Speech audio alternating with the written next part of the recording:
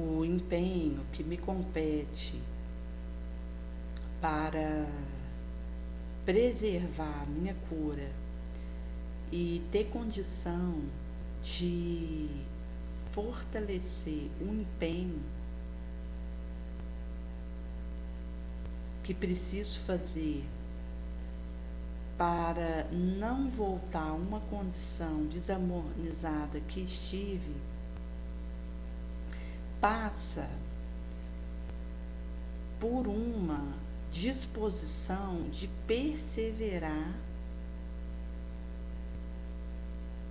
de persistir no bom caminho. Porque se eu paro de avançar no caminho redentor,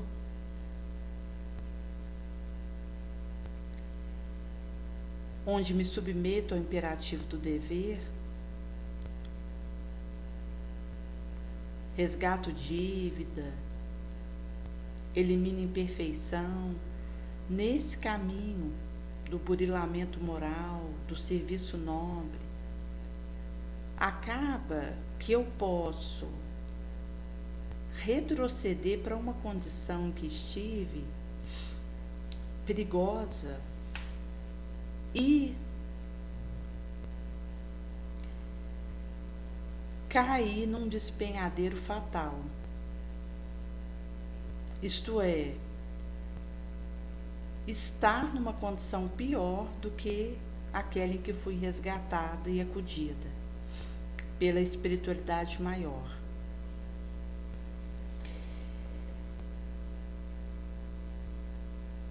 Em Ação e Reação, André Luiz vai dizer no capítulo Alguns Recém-Desencarnados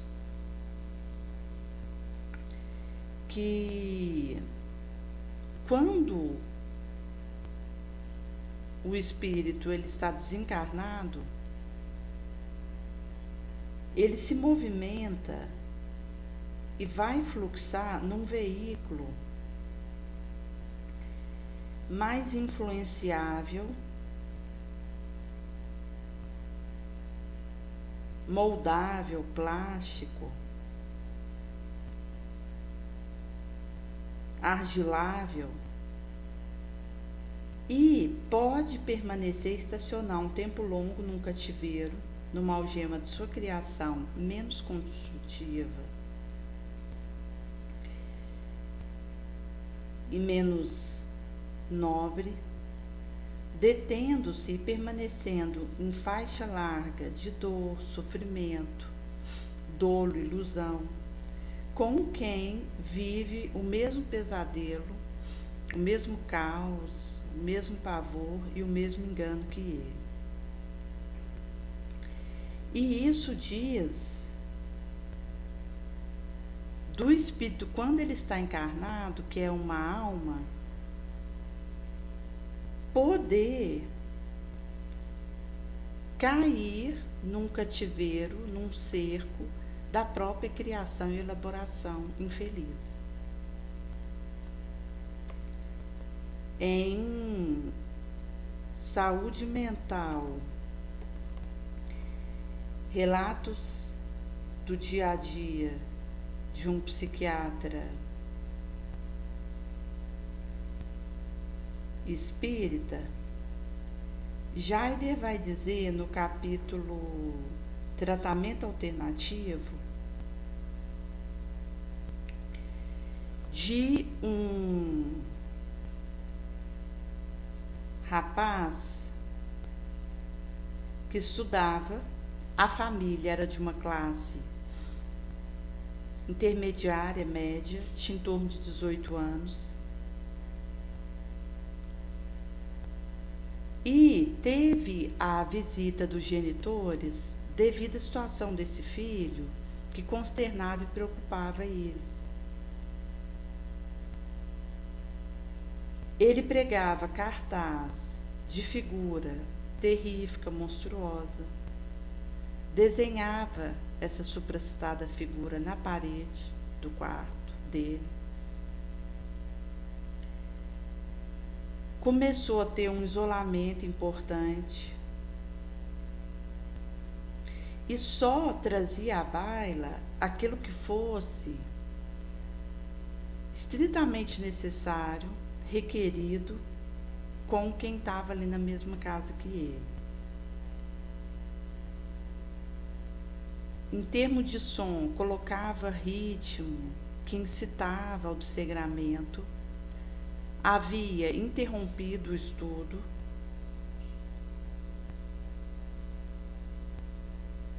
e tinha uma conduta de conversar com alguém invisível para outros, numa troca de figurinha e gargalhada, e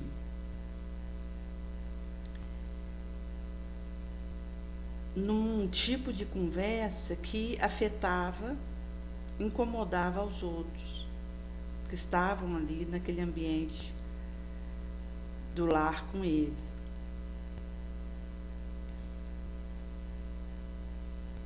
Essa casa tinha 2 pavimentos, 2 andares, ele estava no 2º andar. E acontecia de ser questionado e abordado referente àquela situação, que ele dissimulava, se irritava, colerizava.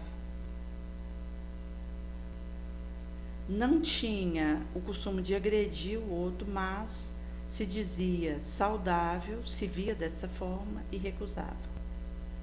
O tratamento, abordagem médica.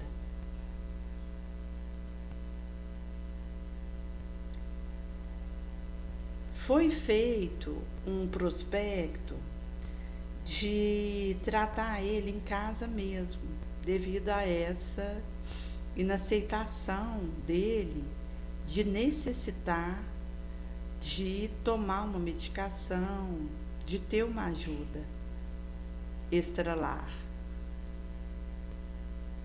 E sem que ele soubesse, foi ministrado e dada essa medicação para ele. O evangelho no lar diário era feito ali naquele ambiente, por orientação desse médico psiquiatra, que pediu essa constância do evangelho no lar para auxiliar aquele ambiente que acontecia. E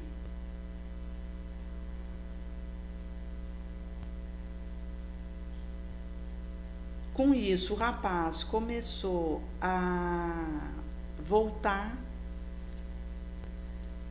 a alimentar com eles. Ficou mais tranquilo. E aquela música com aquele ritmo e aquele som num volume incomodante recuou.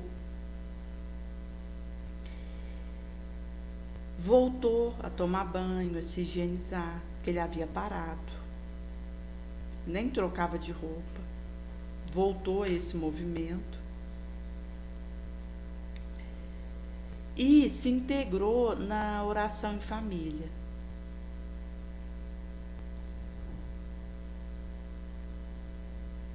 Havia, inclusive, colocado ali o prato na mesa de quem havia bagunçado o quarto dele, porque a situação do quarto passou a incomodá-lo. Então, ele começou a ter uma organização, uma limpeza com o ambiente dele, imprescindível.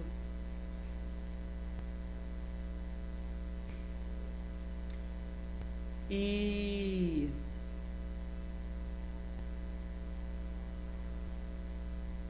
voltou para o estudo, inclusive passou uma mão de tinta numa demão azul ali no ambiente, E foi dado a pré-clareza ali, para aqueles que moravam com ele, da urgência e imperiosidade de permanecer a abordagem que estavam fazendo. Tanto da frequência no centro espírita, do evangelho no lar diário, água frutificada, o passe, e aqui entra o passe à distância, enfim, todo esse arsenal crístico para a abordagem de um tratamento deste jaez.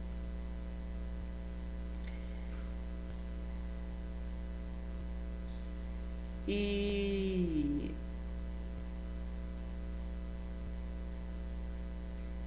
quando existe essa aderição ao tratamento,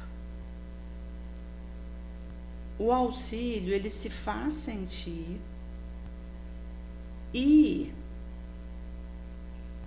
reverbera, repercute em quem está próximo ali, daquele que manifestou a anomalia, a dificuldade, o desequilíbrio.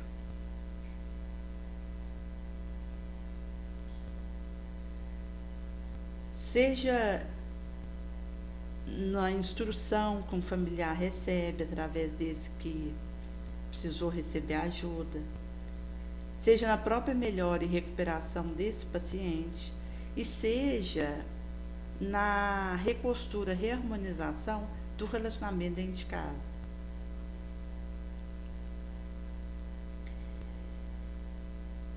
E não há aquele que fica sem receber o benefício, que está ali próximo, consoante morando junto, quando alguém ali daquele sistêmico precisa de alguma ajuda e recebe.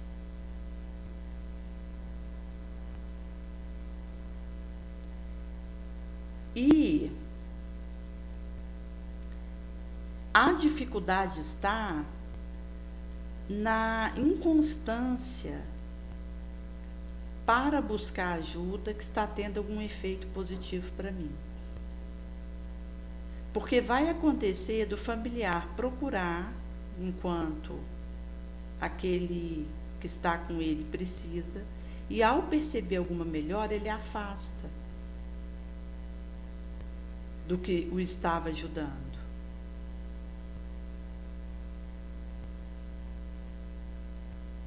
Por isso que o olhar precisa mudar na conjuntura daquele que está enfermo, porque a ponta de um iceberg de um grupo, um enleio coletivo ali que está encistado, alterado, pedindo e necessitando de solução. Porque a problemática, a dificuldade de alguém naquele núcleo vai dizer desse véu que é retirado desse início do iceberg, de algo do pregresso daquela teia familiar, que ainda não foi resolvida e que pede luz e ajuda. Daí que, quando tem alguém próximo de mim numa dificuldade, numa tormenta, de alguma forma eu estou ligada a ele. E o que ele vive vai reverberar, espirrar em mim, no que trago.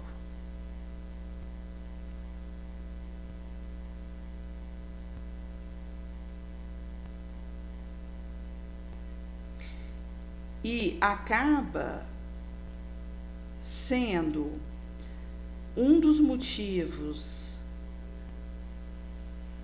para recidiva e revolta na estada em que o doente estava, no sentido de voltar de novo à condição,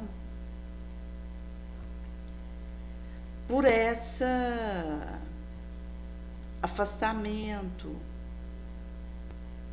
abandono da boa luta, omissão, comodismo, esse ócio moral. E esse afastamento, esse desinteresse, para persistir no que vai trazer ajuda.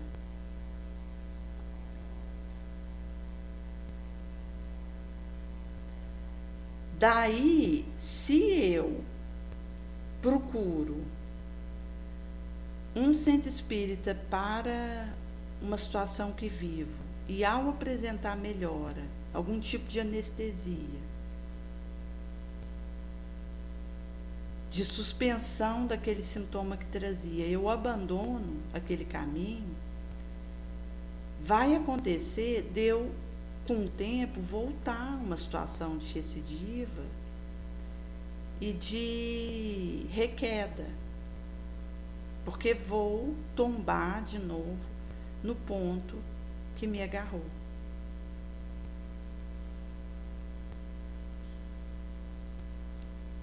Daí o imperativo de perseverança no caminho do bem, de continuar a que preço for, visto que Jesus já dizia que o sacrifício de tomar minha cruz, renunciar a mim mesmo e segui-lo, é por onde posso avançar na minha harmonização. E diz que essa perseverança no caminho digno é a única proteção que eu vou ter para que não me aconteça coisa pior. Mas no afã de desejar ver resultado positivo, eu empolgo com aquela possibilidade que começa a se concretizar e acho que estou exonerada, liberada do meu dever, da minha obrigação. Somente que esse socorro, essa ajuda, que é desbravado no momento que procuro, é um ensaio, é uma prévia da espiritualidade maior, para que aquele que tem interesse e o desejo de receber isso, assuma e tome a frente de ser médico de si mesmo no passo que lhe compete.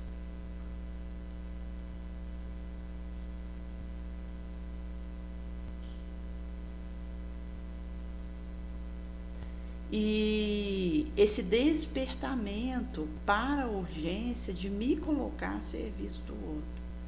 Porque se eu fico numa postura de receber, eu vou ficar na infância espiritual, em volta dessa conjuntura, e não dou o passo concreto na direção do que preciso. E nessa tela, poucos são aqueles que se filiam, que engajam no trabalho voluntário na casa onde recebeu o benefício, a ajuda, para que essa mesma ajuda, benefício, possa ecoar na direção de outros. E aí eu não me permito esse amadurecimento espiritual, porque eu fico naquela sugestão egóica de resolver minha dificuldade, de ter anestesia para minha dor, de ter uma suspensão do quadro que eu estava e não associar isso a um comprometimento de trabalho nobre. Por isso o trabalho voluntário ele é tão benéfico. vez que quando o indivíduo ele se engaja num movimento assim, na respectiva igreja onde milita, ele doa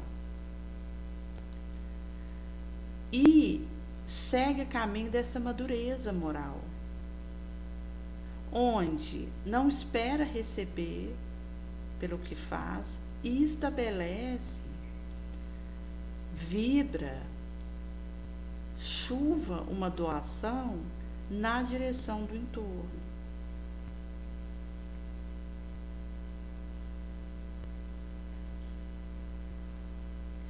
E isso engloba a minha fidelidade ao Evangelho no lar, minha frequência, persistência e perseverança na evangeloterapia, no centro espírita, na reunião que acontece ali, que participo.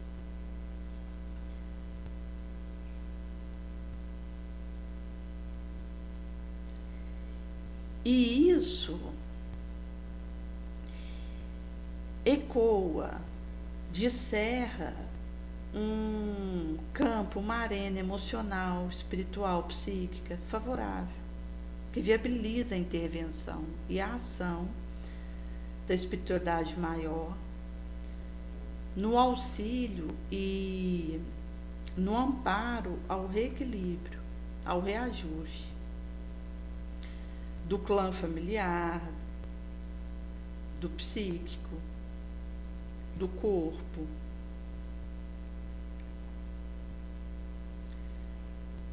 Que vai ser atraída e conectar comigo pelo meu esforço e desejo de reequilíbrio e de reharmonização perante a lei da consciência, do amor cravada em mim. E pela renovação e burilamento e limpeza moral.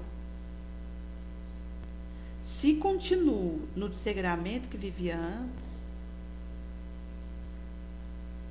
numa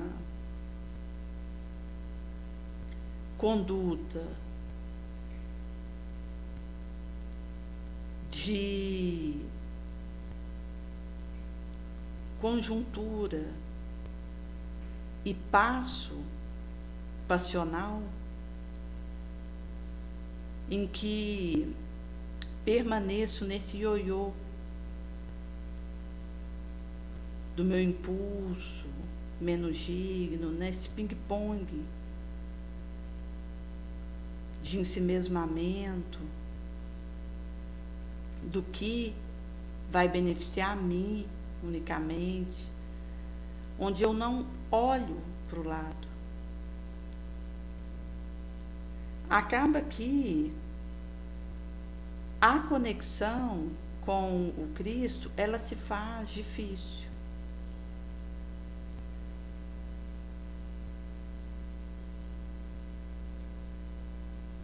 Jesus diz em Lucas 11, 9, 14, que aquele que busca, ele vai chegar aonde deseja. O que bate, o que aborda, abre, descerra a porta.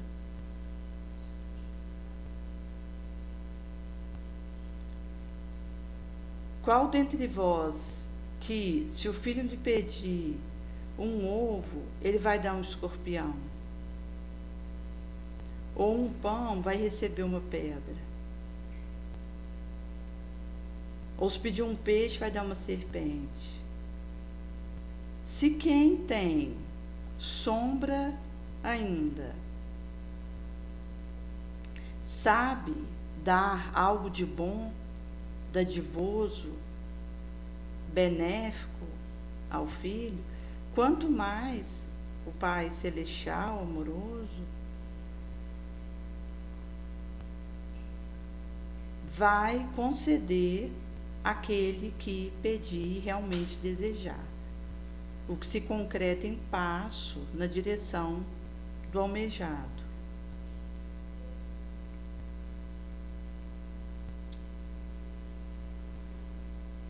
Que é essa ação do Espírito de Verdade que descerra esse caminho bonançoso.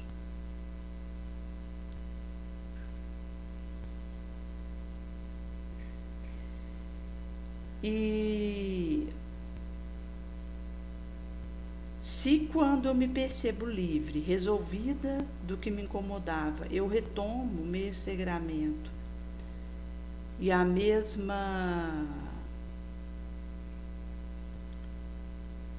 desatrelo moral que me levou ao adoecimento, à desarmonia, logo vou me ver num adoecimento que é perigoso, porque engloba recidiva, que é mesmo eu vendo o céu, tombo no abismo. Como vai dizer o Espírito de Verdade no Evangelho segundo o Espiritismo.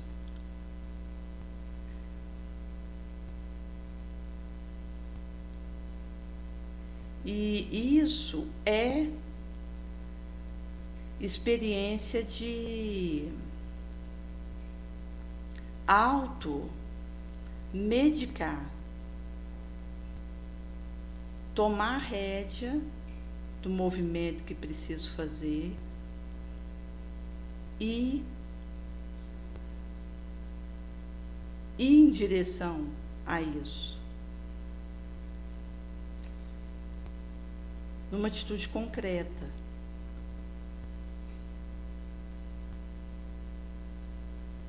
Ou como voltar a um vômito.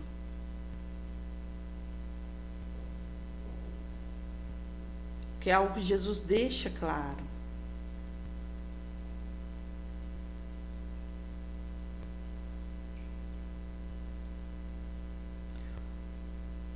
Que o único caminho para essa restauração moral, que vai reverberar na harmonização física, quando isso é o melhor para o meu espírito, haja visto que pedir antes de vir determinada situação, que não houvesse interferência para que tivesse o aprendizado com que vivo,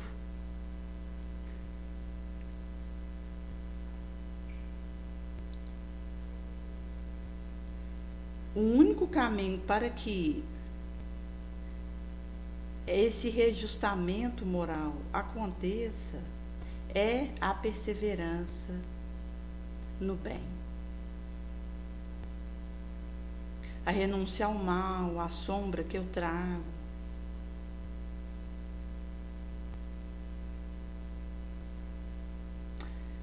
E isso passa pelo livre-arbítrio e o karma de cada qual.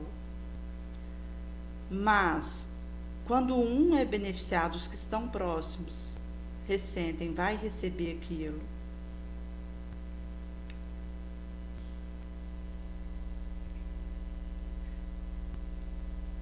E em Atos 16:31, é exarado, crê no Senhor Jesus e será salvo, libertos, tu e tua casa. Exatamente porque chega essa vibração no ambiente doméstico.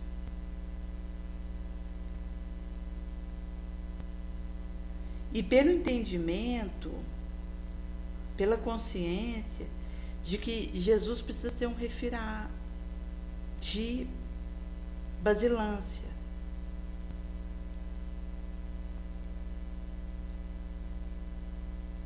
Um caminho a ser seguido, uma égide a ser defraudada.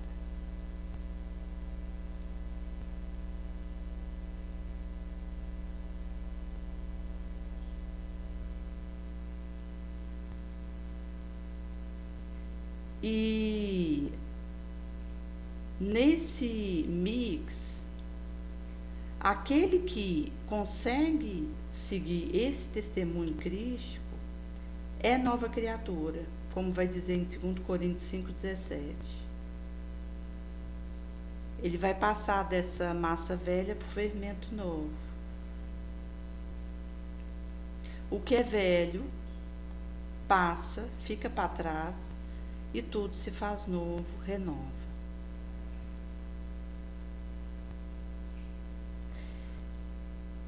Mesmo porque a dificuldade, o sintoma que é apresentado por alguém vai dizer da doença, da enfermidade, necessidade do grupo familiar, da precisância que existe ali.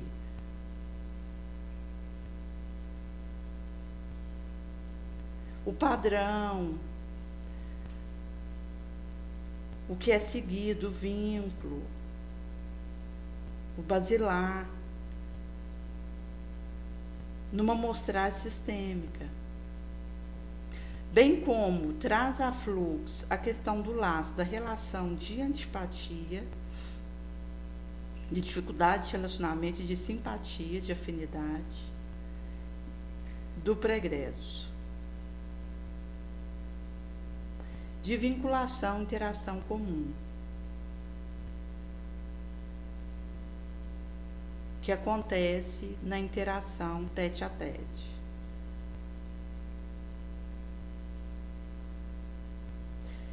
E isso vai passar por essa modificação da minha visão ingênua, infantil, de que a minha dor, a minha dificuldade é a maior,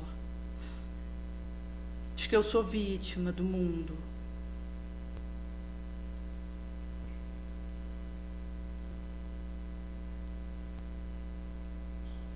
E a saída dessa condição de egoísmo para o auxílio à solidariedade, onde eu me enquadro em atividade de assistência caritativa, de auxílio promoção, que a igreja onde participa, a Casa Espírita, oferece. Porque, como vai dizer no Evangelho segundo o Espiritismo, fora da caridade não há salvação. E quando eu me imbuo disso e visto essa camisa,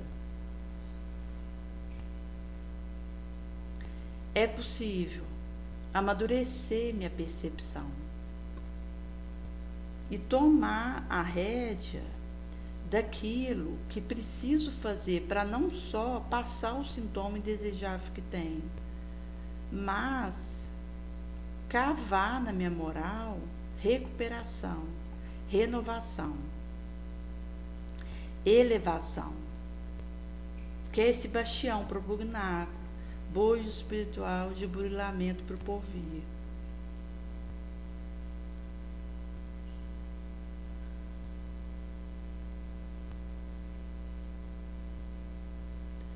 E que vai fermentando sabedoria em mim, uma intervenção curativa saneadora, uma luta, um esteio moral que passa pelo meu testemunho, o que vai me auxiliar a consolidar um novo hábito, um novo valor benéfico e a fortalecer minha vontade para que eu siga intemerata na direção após o Cristo, seguindo a Ele. Porque se eu tiver Ele como modelo, como referência, eu vou dar passo concreto na direção desse porvir com menos erro, menos engano e mais acerto. mais aproveitamento do tempo que tenho aqui, que eu não sei até quando irá, quando vai soar o momento de voltar para o astral, e que preciso aproveitar em atitude, em serviço nobre, que é o único que vou levar daqui. A ficha de serviço digno que tiver realizado na direção do meu entorno enquanto estive aqui. Isso é esse segmento do caminho crístico, que me chama e me concita a essa perseverança, a esse avançar após ele e insistir, mesmo ao preço do martírio, mesmo que após a derradeira oportunidade só me reste a cruz do suplício, do supremo testemunho, como vai dizer Emmanuel em Caminho, Verdade e Vida, mas sigo intemerata, intrépida,